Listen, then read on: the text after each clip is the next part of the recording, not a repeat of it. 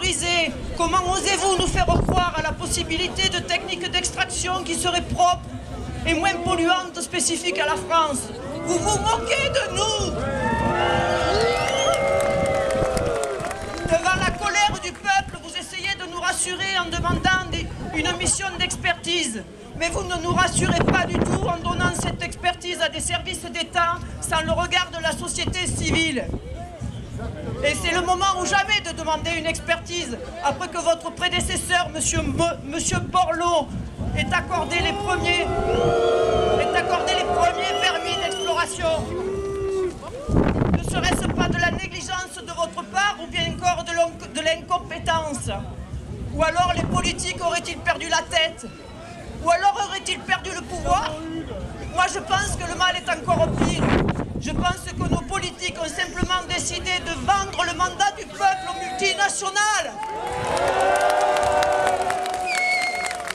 Faut-il rappeler à nos élus qu'ils sont élus par le peuple, qu'ils sont élus pour le peuple et pas pour servir les multinationales?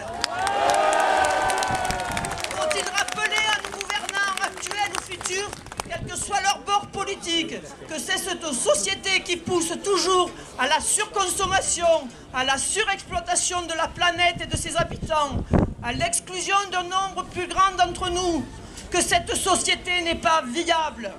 Nous voulons une société durable, pour respect pour les générations futures, une société qui soit économe, respectueuse des biens communs, solidaire, heureuse et créative. Nous voulons seulement une société à l'échelle de l'homme et qui respecte les valeurs humaines.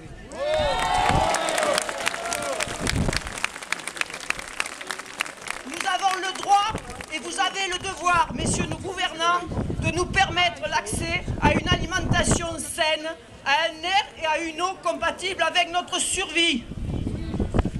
Nous, les simples citoyens, nous avons trop longtemps délégué la réflexion et les décisions à des experts. On nous a fait croire que c'était trop compliqué et trop technique pour nous.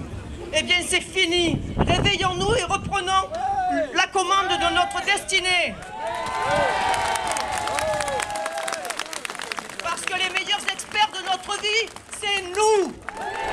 Les plus compétents pour notre santé et notre bonheur, c'est nous, citoyens de cette terre. Il ne faut pas oublier, ce combat n'est pas que celui de Vaucluse, de la région PACA et de la France. C'est le combat des citoyens du monde entier pour la survie de notre planète et des générations futures. Nous avons le devoir de résister à la destruction et de créer notre futur. Ensemble, citoyens de notre pays, nous sommes les plus forts. Cette force, c'est la force de la résistance, de la vie et de la non-violence. Elle doit s'imposer parce que notre cause est juste et parce que la seule façon d'avancer sur cette terre, c'est de le faire tous ensemble. Tous ensemble.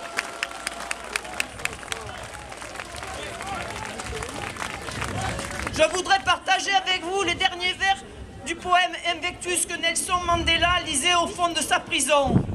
Il disait « Je suis le maître de mon destin, je suis le capitaine de mon âme. Eh bien, soyons les maîtres de nos destins et soyons les capitaines de nos âmes. »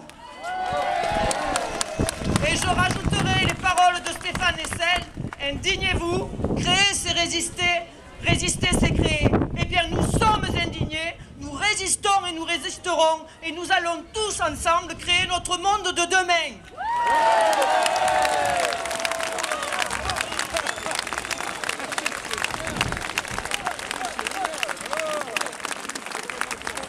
Alors les chanteurs, je vous donne rendez-vous, la scène est juste là.